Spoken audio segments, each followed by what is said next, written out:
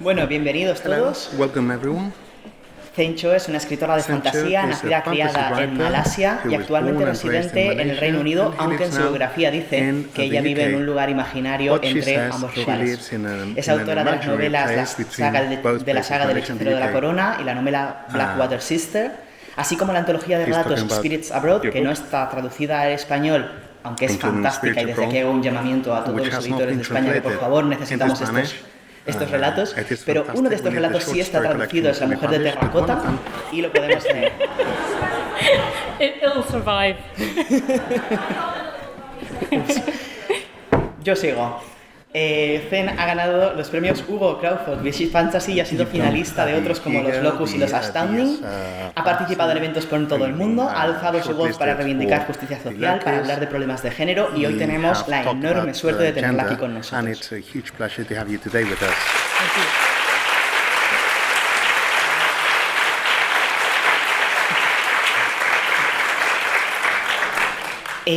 Voy con preguntas. En tus historias, Zen, además de ingenio, sentido del humor y unas premisas fascinantes, podemos encontrar una enorme sensibilidad hacia el mundo mágico y espiritual. Y mi primera pregunta es si esta es de alguna forma tu visión del mundo real o si esto es algo que nace en las páginas.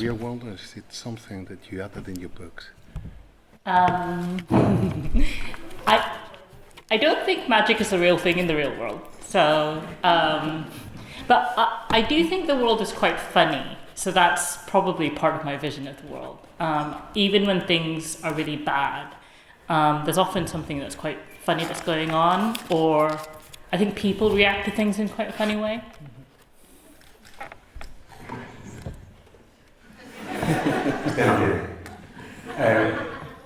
Pues no creo que exista ese elemento mágico en el mundo, pero sí creo que hay mucho sentido del humor, que el humor está presente en todos los momentos de la vida, y creo que eso sí forma parte de mi visión del mundo. Creo que por chungas que estén las cosas, por mal que estén las cosas, siempre hay algún elemento que te puede arrancar una sonrisa, que te puede hacer reír, y siempre creo que hay un elemento de humor, incluso en las peores situaciones. En El Hechicero de la Corona, que es una novela, para los que no conozcáis, de fantasía ambientada en la Inglaterra de la Regencia, en la que dos personajes tienen que hacer una alianza quizá improbable para conseguir sus objetivos y evitar un conflicto internacional, típico. Una de ellas es Prunella, que tiene una cantidad de magia impropia para una mujer. Y el otro es Zacarías, que acaba de ocupar un prestigioso puesto como hechicero real para desmayo de la sociedad porque es negro. Es una novela divertidísima que engancha muchísimo y que además tiene un mundo creado con muchísimo cuidado, una sociedad con sus detalles, la sociedad de taumaturgos, la magia de las hadas que aparece en el libro, un montón de normas, un montón de incluso prejuicios y discriminación e ideas que tienen los personajes. Y yo quería preguntarte cómo fue el proceso de crear este mundo que se presenta tan completo desde la primera página. Well, thank you very much. I drew a lot of inspiration from books that I read growing up set in Regency England. And so I think the completeness of the world, hopefully, it draws on history, and it also draws on this very established literary tradition of the depiction of that particular era. I suppose the two kind of additions that I made were magic, but again, there is a tradition of Regency fantasy from the greats like Jonathan Strange and Mr. Norrell by Susanna Clarke, and Naomi Novik's Temeraire books, and then the kind of other piece that I wanted to bring to it was I guess you might call it a post-colonial sensibility, the sense of the rest of the world, which I think you often don't get from books like the ones that inspired me, like Georgette Heye's novels and Jane Austen. They take place in these kind of in these drawing rooms, and this very closed society. But of course, in reality, all of that was supported by the massive infrastructure of the British Empire and the colonized territories. And as someone who grew up in one of these formerly colonized territories, I was really interested in kind of putting us in the picture.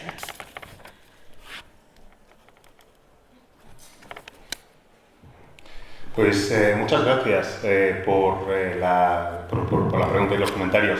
La verdad es que como fuente de inspiración recurrí a la época que se llama de la Regencia en el Reino Unido. Así que uno de los grandes elementos que usé para crear este mundo era precisamente el conocimiento histórico de esa época de la Regencia y la tradición literaria de aquellos tiempos. Además, añadí elementos como la magia, que tampoco es que fueran exclusivamente míos, porque ya estaban presentes en libros como Jonathan Strange y el señor Norrell, de Susanna Clarke, entre otras obras. Y realmente me parecía muy interesante poder incorporar la magia como se hacía en estas obras que me influyeron.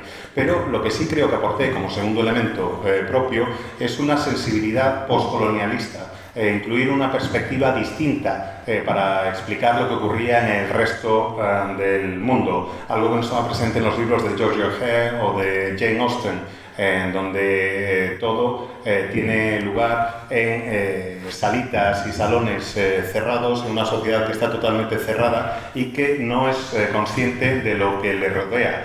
Es verdad que el Reino Unido en aquella época tenía una estructura extraordinaria y que era muy potente, pero esa estructura se cimentaba y se basaba en las colonias que tenía el Reino Unido, los territorios que había colonizado el Reino Unido en todo el mundo. Y como alguien que ha crecido en una de esas antiguas colonias, en uno de esos antiguos territorios colonizados, pues quería aportar mi perspectiva y añadir esa imagen o añadir ese elemento a la imagen global.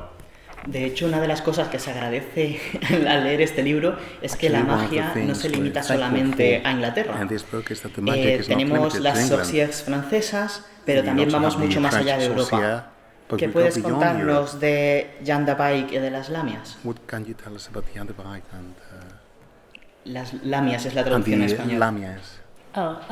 So Jeanne d'Arc was a mistake in a way, because in the book it's an island in the Straits of Malacca.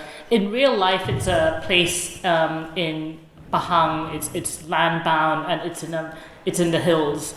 So Malaysians who read it get really annoyed with me because they think it's the real place, and then they find out it's an island, and they think they accuse me of being confusing. The reason why I called it that is that Jeanne d'Arc means the good widow, or it's also the word for divorcee, and I quite liked it as an idea for an island of separatist aunties, basically. So that was all part of my idea about putting people from colonized territories kind of in the center of this book that's about 19th century England, which traditionally there's a very white image of it, very enclosed. And I essentially constructed a very convoluted subplot in which, sorry, this is spoilery, in which British aggression in this fictional Malayan island, echoing, the aggression that occurred in the real 19th century, then results in Britain offending a major ally, i.e. Fairyland, and losing access to a major resource, i.e. magic. And so that is then what you find, the problem that the protagonist is facing at the beginning of the book, that magic is declining from England. And I kind of pinned it back to kind of imperialism. And it was kind of my way of the kind of the empire striking back, but it's not the empire, it's the empired striking back, the colonized striking back. Antes de empezar la traducción, por si alguien no ha leído el libro, destripa una parte del argumento. ¿Queréis que os avise cuando llegue esa parte? Por si alguien se quiere tapar los oídos, porque no hay problema. Cascos no podemos ofrecer, pero los dedos, método digital en el Celsius. Aviso. Bien, lo de Jeanne d'Arc fue un error realmente, es algo que ha molestado bastante a la población malaya, a la población de mi país de origen, básicamente porque Jeanne d'Arc es el nombre de un sitio real que está en mitad del continente, en mitad del territorio continental malayo, es una zona montañosa y no tiene mar, por supuesto. En la novela es una isla que está poblada por mujeres y realmente, me gustaba utilizar el término porque Jandabai en malayo quiere decir la buena viuda o divorciada. Y me parecía un concepto muy chulo como nombre para una isla poblada por mujeres de una cierta edad, por las clásicas tías de las familias malayas, que en realidad son separatistas. Así que me gustaba usar ese nombre, pero me ha traído bastantes problemas, porque hay gente de Malasia que me dicen: ¿pero qué haces? ¿Pero cómo se te ocurre utilizar ese nombre cuando en realidad todos sabemos que es una zona continental y que no hay agua ni nada por el estilo? ¿Qué es lo que quieres? ¿Confundir al lector? No, simplemente me gustaba el término. Además, quería poder aportar una perspectiva distinta a la sociedad inglesa del siglo XIX, que es una sociedad bastante cerrada, y aquí llega la parte del destripe del argumento, o sea que quienes no queráis saberlo. Básicamente se trata de la premisa original de un imperio, que es el Imperio Británico, que comete un error al atacar a esta isla malaya donde hay separatistas, y igual un ataque, por cierto, real de Reino Unido a Malasia en aquella época, y que al atacar en mi novela el Reino Unido pues pierden un recurso muy importante, que es el acceso a Fairyland, a la tierra de las hadas, y pierden el acceso a la magia. Y el problema que tienen los protagonistas al principio del libro precisamente es el ver el declive de la magia en el Reino Unido y ver la relación que se establece entre el imperio y el territorio colonizado. Esto no es como Star Wars, donde es el imperio contraataca. No, aquí serían los imperializados contraatacan, es decir, las colonias contraatacan. Podría ser una buena forma de describir el argumento y el contenido del libro. En el libro perdón, es que claro, lo tengo en inglés en mi cabeza.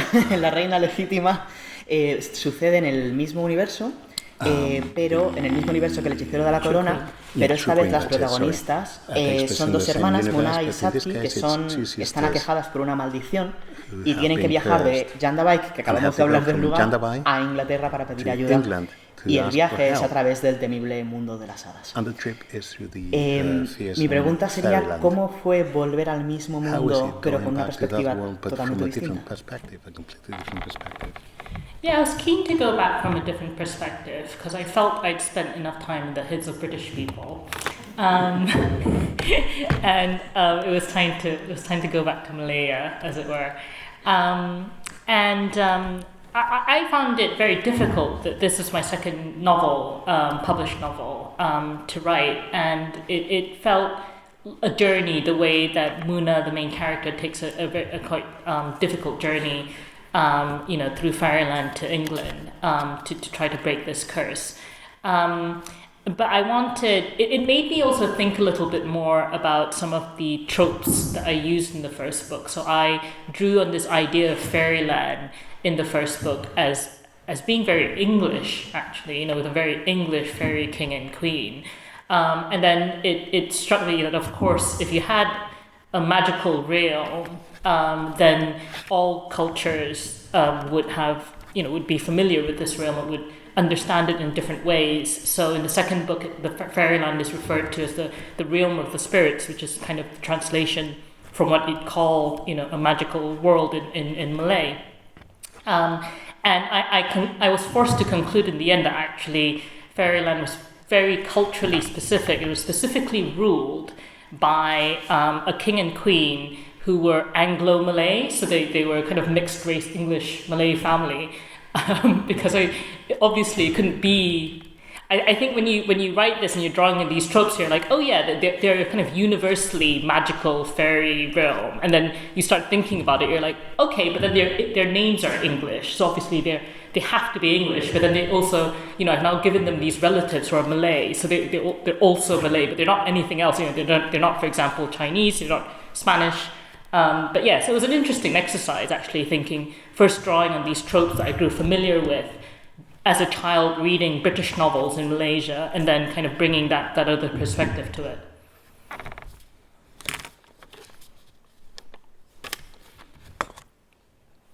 Pues lo cierto es que al volver al mundo de la reina legítima, pues lo que quería era abordarlo desde una perspectiva totalmente distinta. Ya me había tirado bastante tiempo hablando de personajes británicos y dije, venga, va siendo hora de usar personajes malayos. Y la segunda novela es realmente una novela sobre un viaje, casi un viaje iniciático, es el viaje de Muna, que tiene que ir de Malasia al Reino Unido por una serie de cuestiones de salud y demás, y tiene que hacerlo atravesando pues, precisamente el mundo de las hadas. Y quería analizar los tropos a los que había ido recurriendo en la primera novela. La primera novela es verdad que se hablaba del mundo de las hadas, pero se hacía desde una perspectiva muy anglosajona, muy británica. Y yo pensé, si es el mundo de las hadas, ¿por qué narices va a ser solo anglosajón esto? Tiene que haber distintas culturas, distintas sensibilidades, distintas nacionalidades también en ese mundo. Y de hecho, a lo largo de la novela me refiero al mundo de las hadas como el mundo de los espíritus, que es una traducción literal al inglés del término que se usa en malayo para referirnos a ese mundo mágico. Tenía claro, por tanto, el elemento de la cultura de Malasia y el elemento de la cultura del Reino Unido que incorporar a la obra. Y para poder hacerlo bien, empecé a pensar en familias mixtas, en familias que tuvieran parte malaya y parte inglesa, porque por una parte pues los nombres eran muy británicos, así que aunque yo quisiera incluir el mundo mágico desde la perspectiva de Malasia, los personajes y muchas veces tenían ya nombres británicos, por tanto algún origen, algún contacto con el Reino Unido tenían que tener, pero al mismo tiempo también tenían parientes que necesitaba yo para la historia que fueran malayos, y malayos concretamente, no chinos, ni españoles, ni nada por el estilo, sino de la cultura de la que procedo. Así que fue un ejercicio muy interesante volver a este mundo y poder analizar los tropos desde una perspectiva totalmente distinta, teniendo en cuenta el punto de partida británico, pero añadiendo la dimensión y la perspectiva de Malasia.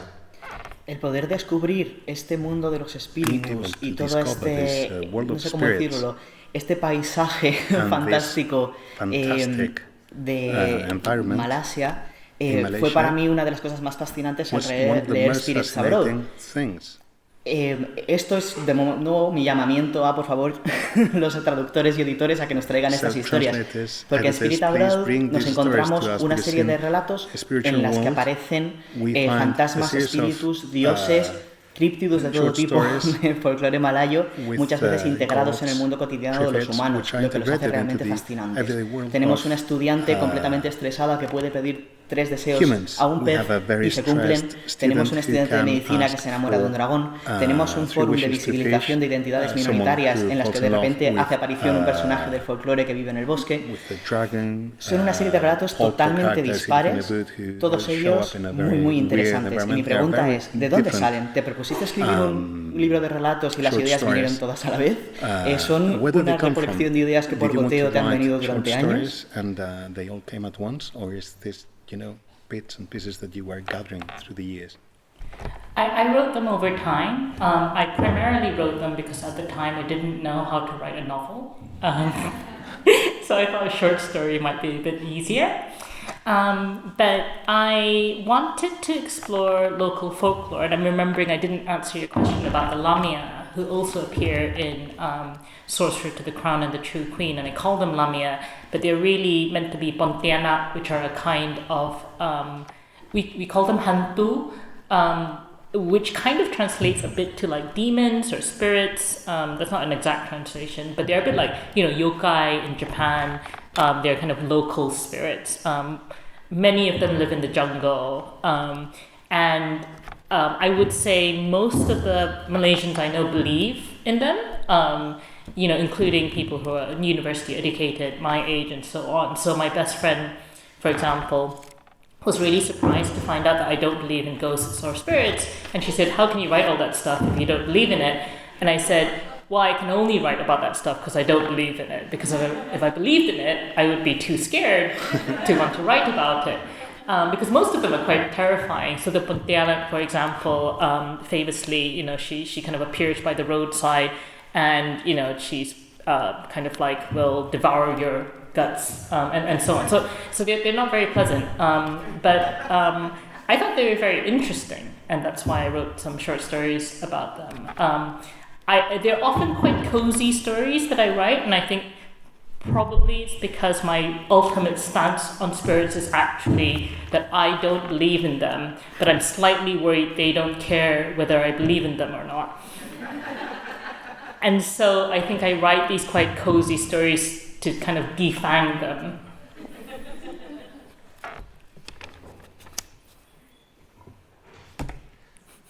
That book is so troublesome. Mansion spirits. Yeah, exactly.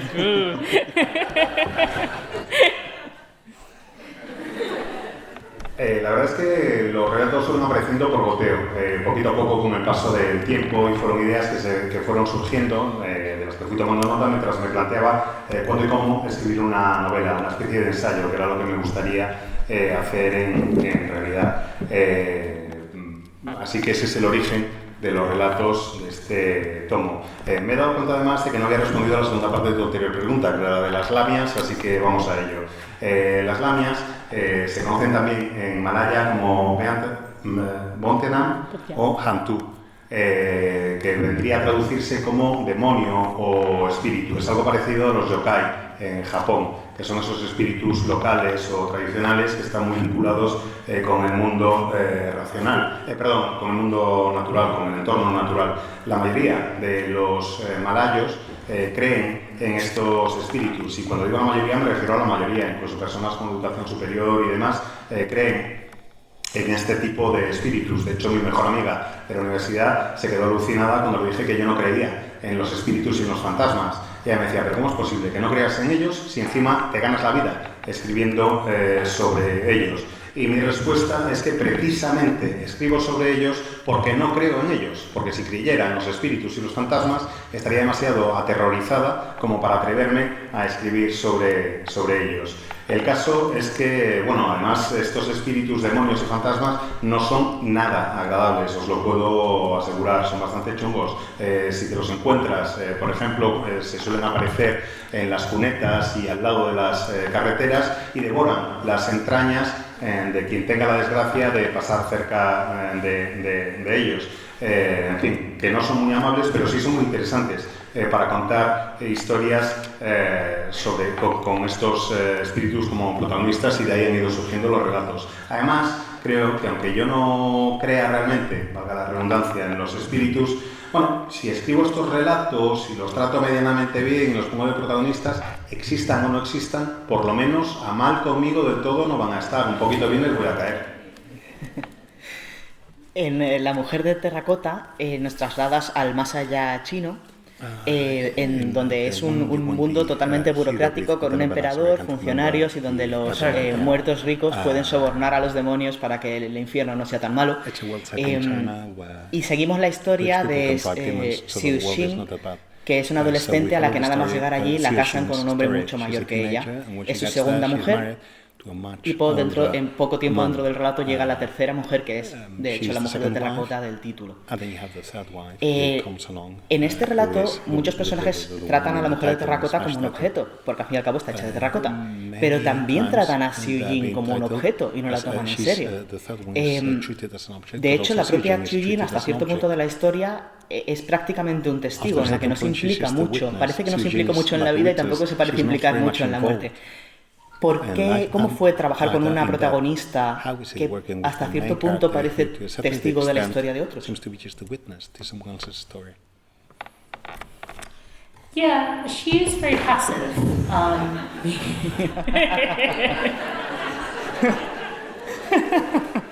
It's a cursed book. Maybe we should let the spirit have the book. Yeah. So Xiu Jin from the Terracotta Bride, she is a very passive character, and I didn't think about that much when I was writing it. But you know, she doesn't really have any power, and she makes a decision late in the story. That's kind of what resolves the story. And if I was writing it now, I'd probably, do it a bit differently because of all the advice about you should really kind of have your protagonists do things and be active and so on. But of course, a certain inability to act is kind of a material condition of many people's lives historically and indeed now. And so I think that kind of reflects, a reality. One thing I am very interested in is the position of women in history, because I studied law at Cambridge. I make a living through my words. I'm a lawyer as well as a writer. And it really strikes me that both my grandmothers were illiterate because they were not sent to school. They had to work from a very young age. And so I think a lot about the way that my life would be completely different if I had been born a couple of generations ago. And I think Siu Chin kind of represents one of the possibilities, and indeed all the women in that story, the Terracotta Bride, represent different possibilities of what a woman could be depending on what she's given, including the Terracotta Bride as a kind of robot.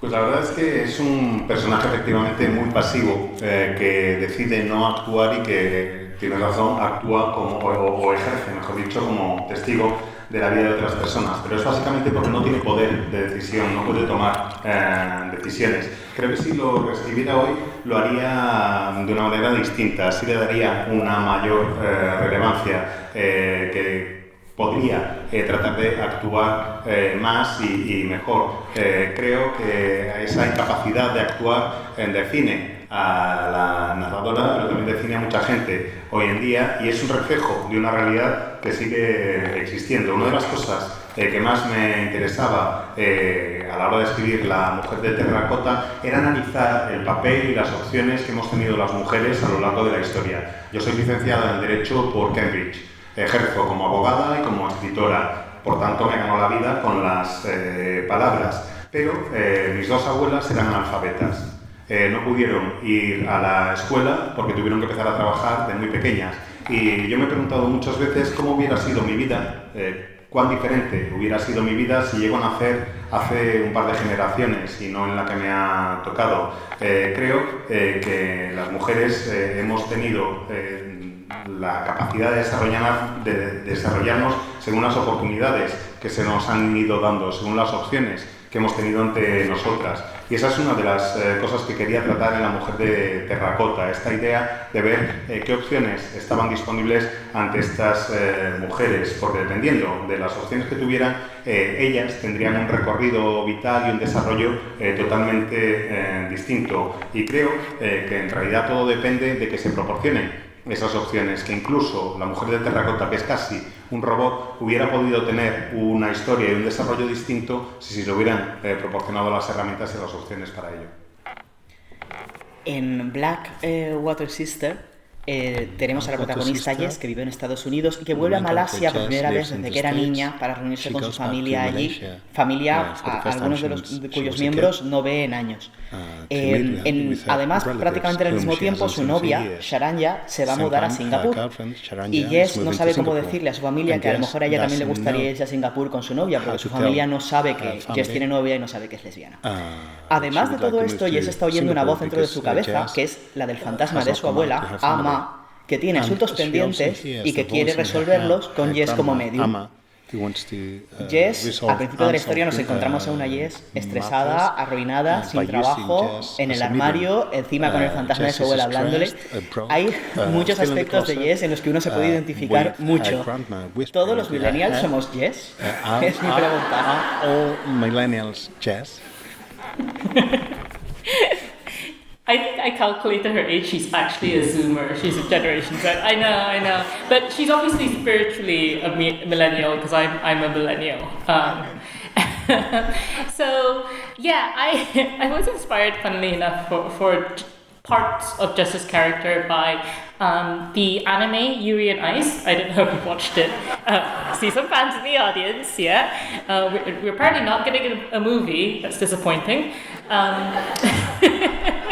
But when I watched it, the main character is incredibly relatable. You know, he's just graduated. He's at a low point in his life. He doesn't know what to do. He's had this dream that he's always had, skating, but he's kind of, you know, he kind of failed a couple of competitions. And I thought, oh, there's something really compelling about his journey, that he goes from this position of weakness to strength. So I drew some inspiration from that, and I liked that. Jess has these very mundane problems, which are things like not having a job, having just graduated from university, being quite aimless after that, being closeted, obviously, not really knowing what to do about that, feeling the burden of her parents who have gone through some challenging times, and so she feels she can't cause them trouble, additional problems. And then at the same time, she has these very supernatural problems, like her dead grandmother is hanging around, wanting her to be a spirit medium, and she's getting possessed by the grandmother, and she's being pursued by this terrifying goddess, the Blackwater Sister. And I enjoyed that kind of combination of issues.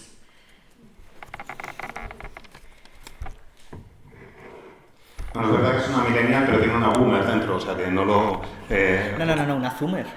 Una zoomer. Right? Ah, He's a zoomer. perdón. Aquí el boomer que se queda sin oído. It's quite British.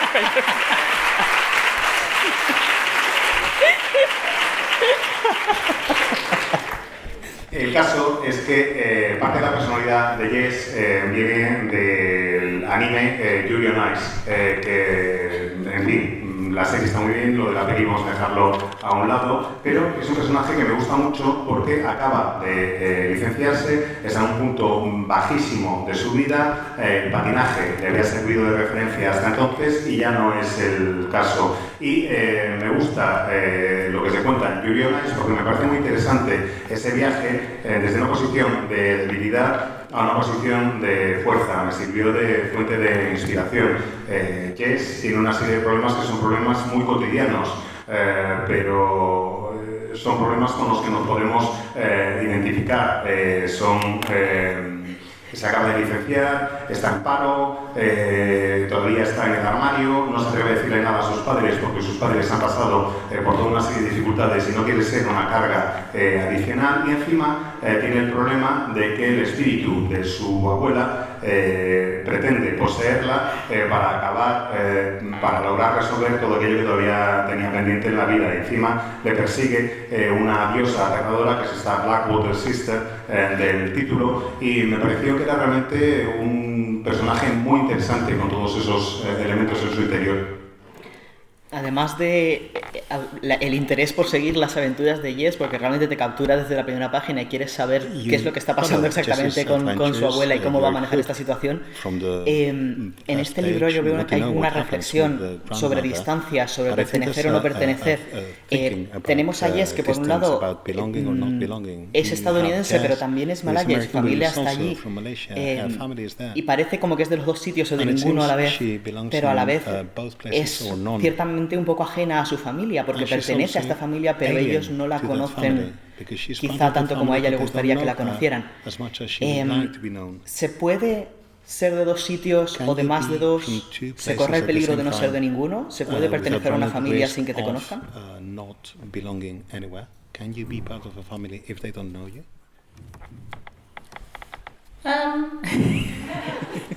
Yeah, the answer to that question is very complicated, right? I think it will differ for each person. I definitely think you can be from multiple places at the same time and belong anywhere or everywhere. But when you are from a few different places, so you're subject to different cultural influences, I think what that then presents you with is a choice that you kind of have to make a decision. And I was interested as well to explore Jess's queerness, because I think that's often a fairly major element of the decision, because obviously, sad to say, not all societies and not all families are as welcoming of queerness as they should be, and it's something that can make you an outcast, right, in a community that you might otherwise feel very strongly identified with. And Jess has precisely that issue because she grew up in America, and so she has this very strong bond to her family, and that culture. even though her Hokkien isn't great, she does speak it with her family. This is kind of backstory, it doesn't appear in the book, but my headcanon is that Jess is one of those Asian Americans, most of whose friends are Asian American, whereas her girlfriend Sharanya mostly hangs out with white people, because she mostly hangs out with like queer people, and those communities are often quite sort of, quite white. And so Jess has this issue, which is that kind of a very fundamental part of herself is in a way in conflict with another very fundamental part of herself. And my belief is that those parts are not in conflict, but because of the way other people treat those elements of her identity, she has to kind of reconcile those in the kind of best way for herself, so that she can kind of be herself. And in order to get there, she has to battle evil gods, because that's kind of what it feels like sometimes.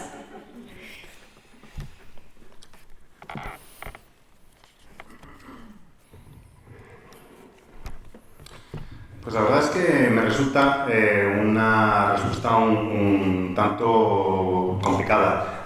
Yo creo que sí que depende de cada uno, que puedes ser de ningún sitio y de muchos sitios a la vez, que puedes pertenecer a todos tus orígenes o a ninguno, y que puedes tener influencias de muy distintas culturas que formen parte de tu identidad. Es una decisión personal. Lo que ya no es tan personal es cómo responde tu familia o tu sociedad ante las elecciones y las decisiones que tomes. En ocasiones puedes sentirte como un forastero, en ocasiones la reacción de la familia y de la sociedad pueden hacerte que sientas como alguien ajeno a la comunidad, que no formes parte de esa comunidad. Y en parte eso es lo que le ocurre a Jess, que ha crecido en Estados Unidos, pero siente que tiene un vínculo muy fuerte con su familia y su cultura. Hay toda una serie de elementos que no están incluidos en el libro, pero que yo sí tengo presentes en mi mente, para entender mejor a Jess como personaje. Y es que Jess es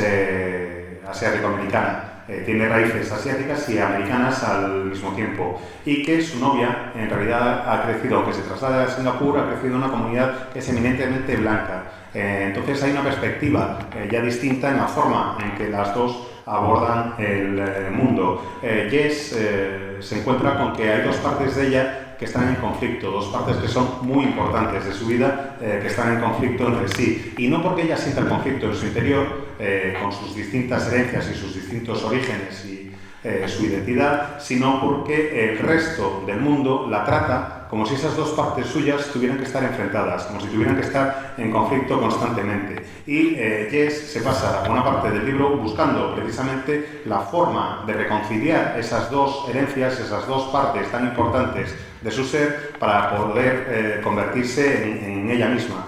Todo eso lo reflejo claro en la forma de esa diosa que la persigue, porque a veces el tratar de hacer este ejercicio de reconciliar partes distintas de tu interior puede llegar a parecerse, supongo, a lo que sentirías si una diosa poderosa y cabreada te estuviera persiguiendo. Nos quedan unos 10 minutos nada más, así que quería aprovechar para invitaros a que si tenéis alguna pregunta para Zen, la hagáis ahora. Yo tengo un montón, pero... ¿Alguien tiene alguna pregunta? ¿No? Perfecto, yo tengo... Oye. Por favor.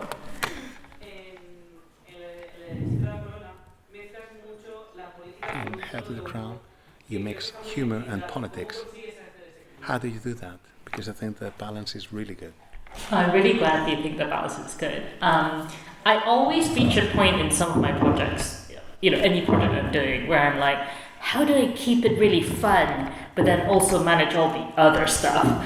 And sometimes it's not easy, especially as I'm often trying to deal with histories and situations that aren't as familiar to a Western audience.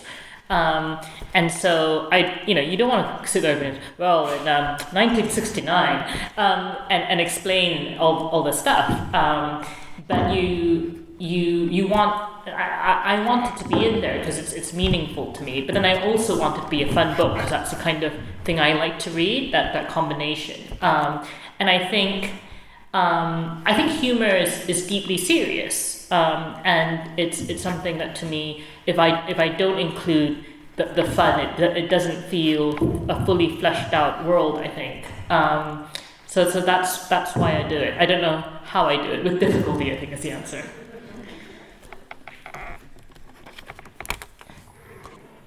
Pues muchas gracias por la pregunta. Realmente para mí es muy importante incluir los elementos de humor mientras estoy hablando de temas que pueden resultar más serios. Hay cosas que a veces no son fáciles de explicar o de trasladar al lector, pero que sí son importantes para la historia. Hay situaciones que yo he utilizado en mis libros con las que quizás el público occidental no esté muy familiarizado. Y claro, lo que tampoco puedo hacer es ponerme en plan, pues verás, en 1969 se produjo la revolución de... No, tengo que tratar de incluir esa información para explicar la historia, pero hacerlo de una manera amena, porque para mí es importante y necesito poder combinar los dos elementos, el proporcionar la información y el hacerlo de una manera amena. Además, yo soy de las que piensan que hay que tomarse muy en serio el humor para poder hacerlo de una manera correcta, porque si no, no funciona. Me parece que sin humor, además, le faltarían elementos y detalles al mundo que estoy construyendo. Para poder crear un mundo realmente completo y lleno de matices, hay que poder hacerlo incluyendo el humor. Así que respondiendo a tu pregunta, no tengo ni idea de cómo lo hago, con dificultad. Sería la única respuesta. ¿Tenemos alguna otra pregunta? I wanted to ask, because it's something that the aunties, they are everywhere in your books. That's something you don't see often in American or English books, but the aunties, they're always there, and I wanted to ask you about them. Where do they come from? I feel like aunties or kind of older women have been very dominant in my life, and particularly when I was growing up. I had to kind of move from Malaysia to the UK to escape my mom bossing me around. So that's why they appear. I also find them, I find them funny. I find them interesting.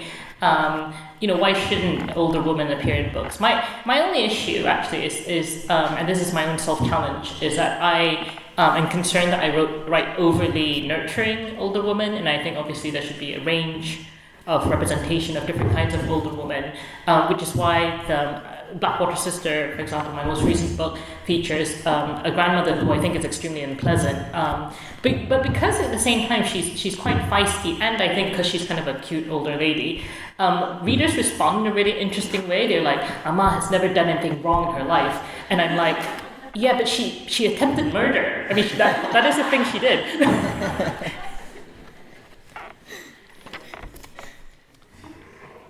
Bueno, yo creo que lo de las tías y su presencia en mi obra es porque realmente he tenido a lo largo de mi vida mujeres mayores que han sido muy importantes hasta cierto punto, hasta dominantes incluso, y han sido una constante. De hecho, incluso os diría que me mudé a Londres para lograr que mi madre dejara de mangonearme la vida. Para poder alejarme un poco de ella. Pero en ese sentido me gusta incluir a mujeres mayores en mi obra, y también lo que me preocupa es que siempre las presente, o que las pueda presentar siempre en un rol de protectoras. Porque creo que una mujer, por ser mayor, no tiene necesariamente por qué ser protectora, sino que tiene que haber todo un abanico de comportamientos y de formas de ser. De hecho, en Blackwater Sisters hay una abuela que es un personaje bastante desagradable, pero al mismo tiempo los tiene bien puestos y sabe defenderse y hacer lo que tiene que hacer. Y hay quien me dice, ay, mira qué mona, me encantaría tener una abuela así en la vida. Y digo, vale, sí, muy bien, es verdad, te defenderás si llega un momento, pero ten en cuenta que he intentado asesinar a alguien también, o sea que... Nos quedan 2 minutos, tiempo para una pregunta muy corta. ¿Nos ha quedado todo claro? En ese caso, aprovecho para hacerla yo. Bueno, hablando de la abuela en Blackwater Sister, es un personaje divertidísimo de leer. Porque claro, no te está hablando a ti, ni te está persiguiendo a ti su fantasma. Y lo que me pregunto es si fue igualmente divertido de escribir. Or haunted you? Was it fun for you to write? Oh yeah.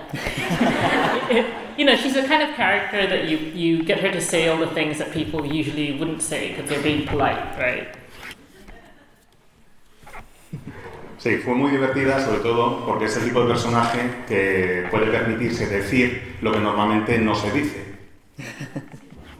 Pues en ese caso, bueno, muchísimas gracias. Thank Yo you espero so que much, si no Sam. habéis leído If sus you libros, haven't read corráis a her hacerlo books, porque de run verdad que os estáis perdiendo and algo read them because fenomenal. you're missing something phenomenal. Zen va a estar ahora firmando fuera, Sam will así be que tenéis signing tiempo now para ir outside, a agarrar so sus libros go there, y hacer cola. grab the Y books, muchísimas and queue up, gracias por and estar thank aquí, you por so responder a much todas for nuestras being preguntas. here. Thank you.